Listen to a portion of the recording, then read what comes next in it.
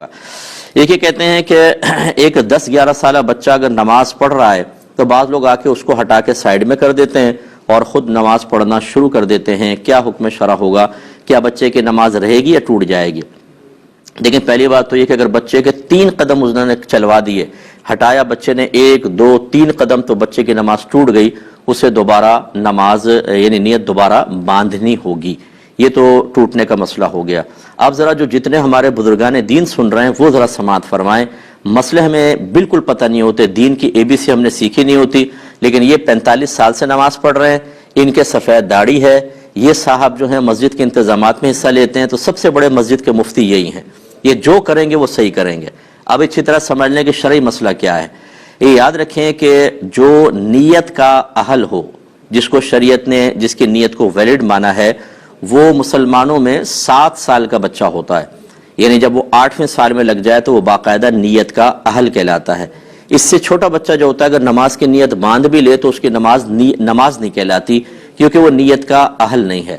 ہاں اگر سمجھدار بچہ ہے 6-6.5 سال کا مثلا اور بڑا بھی لگتا ہے تو ٹھیک ہے، اس کا بھی اعتبار کرنا چاہیے، لیکن عمومی طور پہ نیت کا اہل 7 سال کا بچہ ہوتا ہے، اسی لیے اس کو سمجھدار بچہ کہتے ہیں.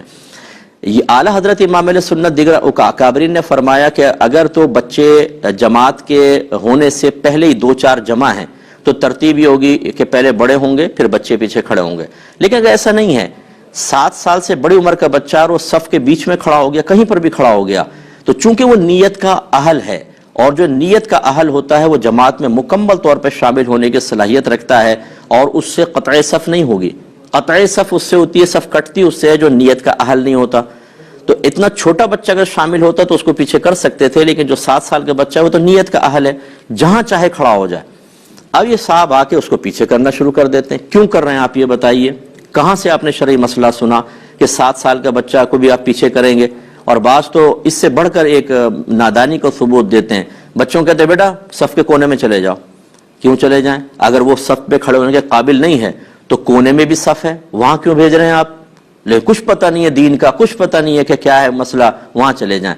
تو اب 10-11 سال کا بچہ تو یہ بہت بڑی عمر کا بچہ ہوتا ہے، کہاں 7 سال کہاں 10-11 سال کا بچہ.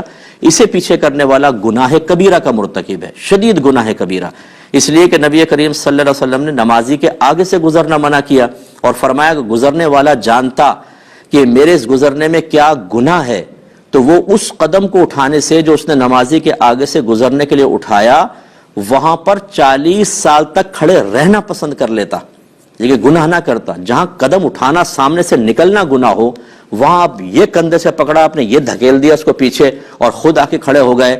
یہ اتنا بڑا حرام اور گناہ کبیرہ جو آپ کر رہے ہیں، اس کے کوئی آخرت میں وبال نہیں ہے. لیکن چونکہ آپ کی داڑھی ہے، چونکہ آپ 45 سال سے نمازیں پڑھ رہے ہیں، کیونکہ آپ کے بال سفید ہو گئے ہیں، اس لیے جو چاہے کریں. تو اس لیے جو ہمارے ایسے بزرگ سن رہے ہیں، کوئی میرا خدا نہ خواستہ کسی کی تحقیر کرنا مقصود نہیں ہے، لیکن جو جہالت کا مظاہرہ کرے گا اس کو عزت دینے کا بھی شریعت نے حکم نہیں دیا ہے. ایسے لوگوں کو خدا کا خوف کرنا چاہیے. اور بچے ویسے ہی ہمارے مسجدوں میں نہیں آتے.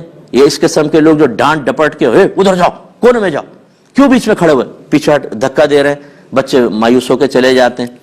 اس سے بہتر ہے کہ آپ مسجد میں نہ آئیں، کیونکہ آپ کو پتہ ہی نہیں کہ کیا کرنا ہے کیا نہیں کرنا. آپ الٹا گناہ گار ہوں گے. آخری وقت اپنا وہاں پہ اپنے گھر پہ اللہ اللہ کریں، یہ زیادہ بہتر ہے آپ کے لیے. چہ جائے کہ آپ بغیر علم کے مسجد میں آ کے فتنہ فساد کریں. بعض اوقات بچے اتنا شور نہیں کرتے جتنے اس قسم کے لوگ شور مچاتے ہیں. اتنا شور ہوتا ہے، چیخ چیخ کے بچوں کو کہہ رہے ہوتے ہیں. بھائی اگر وہ بچے شور مچا رہے ہیں مسجد میں، غلط کر رہے ہیں، لیکن آپ جو ڈبل شور مچا رہے ہیں وہ تو خلاصہ کلام یہ ہے کہ برا نہ مانیں. ہمارے الفاظ بعض اوقات آپ کو سخت محسوس ہوں گے، لیکن اگر نبی کریم صلی اللہ علیہ وسلم ایسی چیز ملاحظہ فرماتے تو آپ اسی طرح جلال میں تشریف لاتے ہیں. اصل میں ہم نے تو پڑھی نہیں حدیثیں، سرکار کی رحمت کے واقعات تو پڑھے ہیں، ذرا جلال کی بھی پڑھ لیں کہ نافرمانی رب پہ سرکار صلی اللہ علیہ وسلم کس طرح جلال میں تشریف لاتے تھے. یہ اس وجہ سے ہماری مسجدوں کا بیڑا غرق ہو چکا ہے. جو لوگ صاحب علم نہیں ہیں وہ ایسے بھی آپ کو ملیں گے کہ اگر کوئی عالم سمجھانے لگے گا وہ اس کے خلاف ہو جائیں گے. نہیں، ہم جو کر رہے ہیں وہ صحیح کر رہے ہیں، آپ غلط کہہ رہے ہیں.